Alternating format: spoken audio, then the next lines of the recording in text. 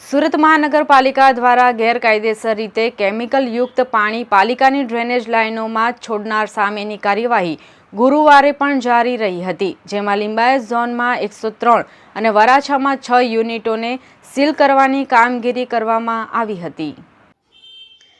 સુરત શહેરમાં કેટલાક વિસ્તારોમાં ચાલતા તપેલા ડાઇંગ યુનિટો અને અન્ય એકમો દ્વારા વપરાશમાં લેવાતું પાણી કોઈ પણ ટ્રીટમેન્ટ વગર ડ્રેનેજ લાઇનમાં છોડવામાં આવે છે, જે ખાડી દ્વારા નદીમાં પહોંચે છે અને જળ પ્રદૂષણ ફેલાય છે। પાલિકા દ્વારા છેલ્લા 1 મહિનાથી આવા એકમો સામે કાર્યવાહી શરૂ કરવામાં આવી છે, જેમાં લિંબાયત ઝોન દ્વારા પણ અનેક યુનિટો સીલ કરાયા છે। ગુરુવારે લિંબાયત ઝોનની ટીમે ગિરિરાજનગરમાં 18, ગોવિંદનગરમાં 36, રતનજીનગરમાં 10, સરદારનગરમાં અને મંગલ પાર્કમાં 30 યુનિટો સીલ કર્યા હતા।